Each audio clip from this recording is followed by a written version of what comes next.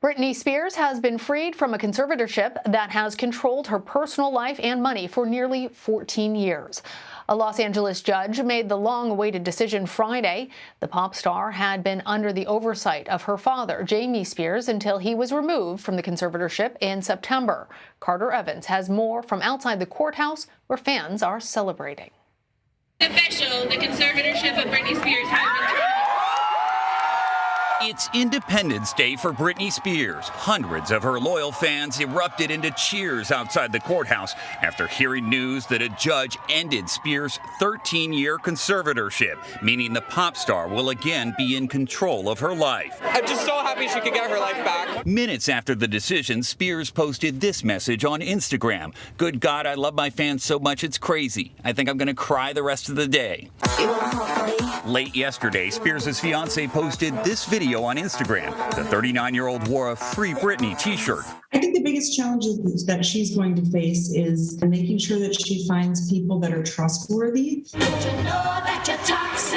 Spears, who's worth $60 million, hired an accountant with her attorney who now has control over her finances. Last month, a judge removed Britney Spears' father, Jamie Spears, as her conservator. We've been hoping for this for so long. Earlier this summer, Spears told the court the conservatorship under her father was abusive and that he and others in charge should be in jail. She alleged that she was forced to work against her will and to use a contraceptive device to prevent her from having any more children.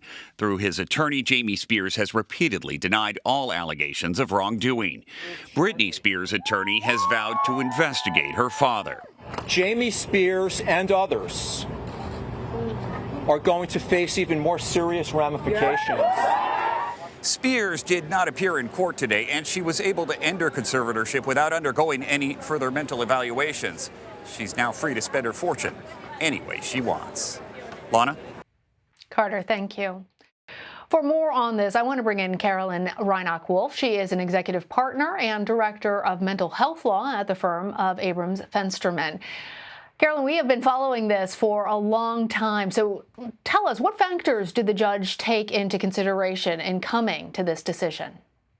Well, the legal standard in conservatorship or guardianship is capacity and what are called functional abilities.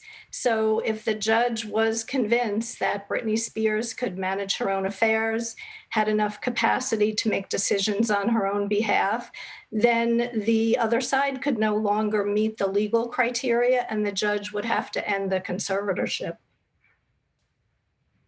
So I'm guessing based on to Britney. I'm guessing based on the court papers, the evidence that was submitted, whatever arguments her lawyers made to the judge, likely convinced the judge that she was no longer in need of this kind of oversight.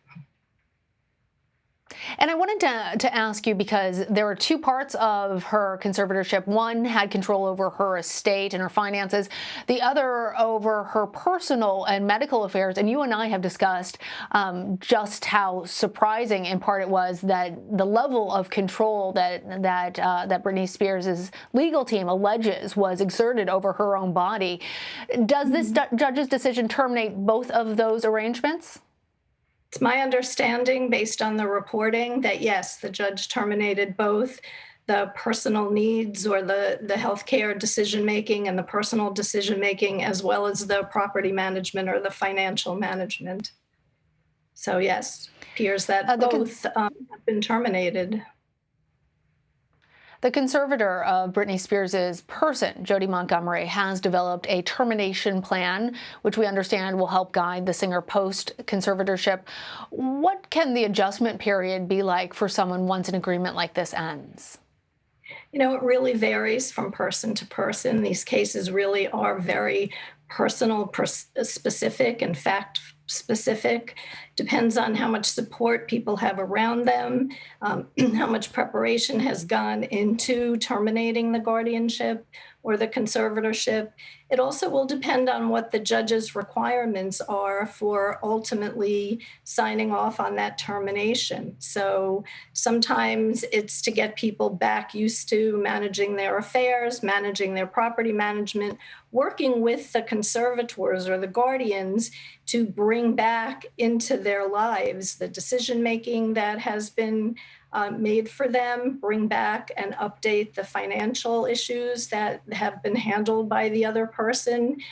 It's really a matter of reorienting the person back to managing their own affairs. And that's why I'm a big proponent of often doing these kinds of proceedings when somebody is at the point of not being able to manage that, because as you've seen, it gives incentive to the individual to demonstrate to the court that now they're able to manage their affairs, can handle their finances, can make medical decisions or life decisions without the oversight of a court or with somebody being involved in their lives in the way these conservators have been for Ms. Spears.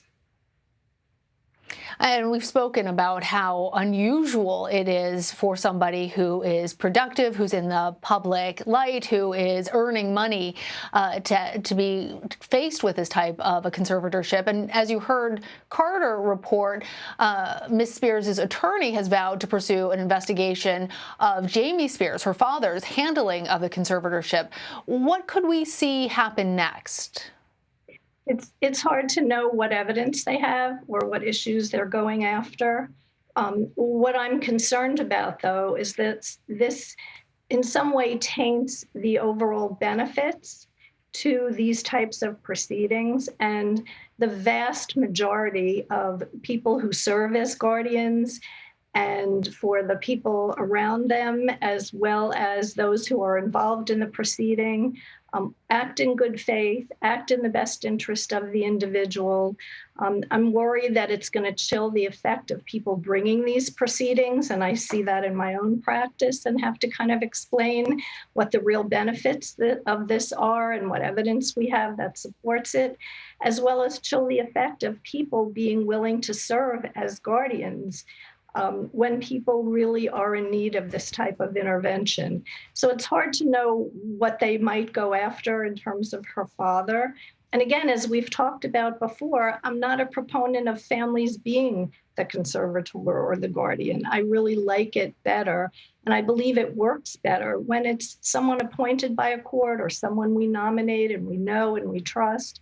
It takes the family struggles and history out of it. And it really makes for a cleaner management of this type of proceeding. And certainly we have all learned much more about conservatorships as a result of this legal struggle. Carolyn Reinach Wolf, thank you.